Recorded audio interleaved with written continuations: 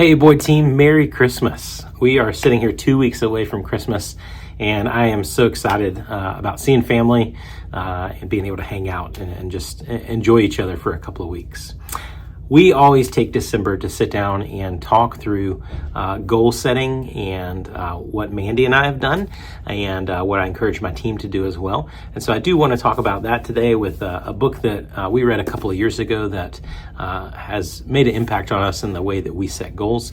But I also wanted to talk a little bit about the market next year, kind of what expectations look like. And so I'll start there. Number one, the market this year in Greenville has been great. We will actually sell more houses in the Greenville MLS than in any prior year. So units wise, great year. Volume wise, great year. Days on market did inch back up to a pre-COVID amount, and so did inventory. Inventory is actually a little bit higher than what it was pre-COVID. And so those things are all in normal range, what I would call normal range. Across the country, they had a down year, and they do expect things to kind of normalize next year. But Greenville's been, a year and a half ahead of the rest of the market because of how resilient we always are with that. And so, do expect next year to be a really good year. Mortgage rates are in the news. The Fed cutting the rate a quarter point yesterday. That's been in the news a lot. Unfortunately, that doesn't really affect mortgage rates that much.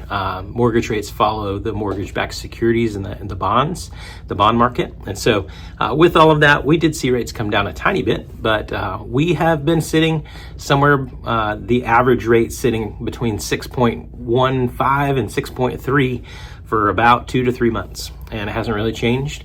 And when the Fed did meet, Jerome Powell came out after that yesterday, and they expect maybe to cut the rate once next year and maybe to cut the rate once the year after that. And so most people are expecting even to the end of next year, so the end of 2026, we will still probably have rates in the high fives, maybe even low sixes. And so if you are thinking about making a purchase or refinancing or something like that, do not expect rates to change that much in the next 2 years.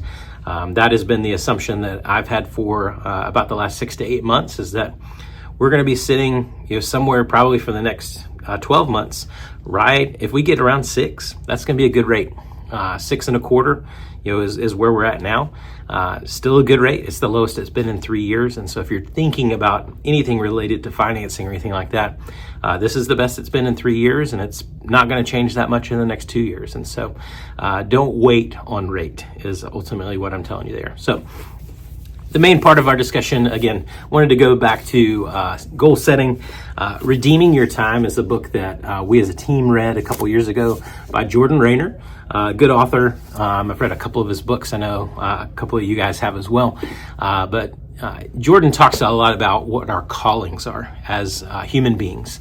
And so me personally, I have a calling to be a husband. I have a calling to be a dad. I have a calling to be the leader of this team. And so there are different things in this office that I'm also called to do.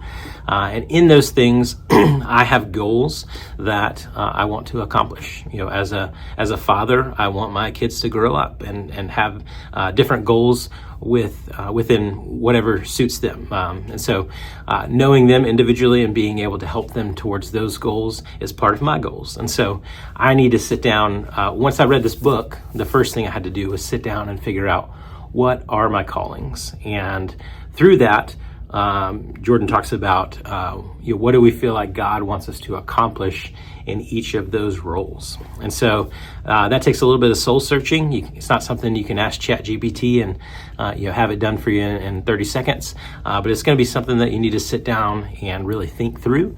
And I would encourage you, if you haven't done anything like that, take an afternoon, take a couple hours and sit down and figure out what are the different roles in your life and what 5 years down the road do you want to accomplish in those areas. One of my favorite examples of this in the book, he talks about his wife, and they had young kids when he wrote this book. And so one of his wife's goals was for her kids to know Christ and be following him whenever they graduated high school. Now, I think when they wrote the book, their kids were like 2, 4, and 6. And so you can't accomplish all of those things in 1 year. And the end goal of that was still 15 years down the road. And so what she was looking at is, what can I accomplish this year. This year, I can accomplish my kids going to summer camp. This year, I can accomplish my kids attending VBS, whatever that thing is. But just as a stay-at-home wife, that was her stay-at-home mom. That was her goal for the year, was to take steps towards the end goal. And so that's ultimately the point of making goals, is that you're able to take small steps along the way to get closer to that end goal. And so that would be my encouragement to you guys as we head into Christmas and a season where hopefully things slow down a little bit for you, especially between Christmas and New Year's. Take an hour or two and sit down with a piece of paper and intentionally plan out what you want to accomplish next year. Otherwise, we just kind of fly around like chickens with our heads cut off. Whatever comes to us, we do. But whenever you plan for it, you can say no to things confidently, and you can say yes to things confidently as well. And when you look back this time next year at what you accomplished over the year, hopefully you've taken those steps towards your end goals in a lot of those areas that you've identified intentionally. And so that is my challenge for you guys today. I hope everyone has a wonderful Christmas. I've had so much fun with you guys this year between the different events that we've done, most recently Pumpkin Patch and our pie pickup event. It was great to see a lot of you over the course of the last couple of months.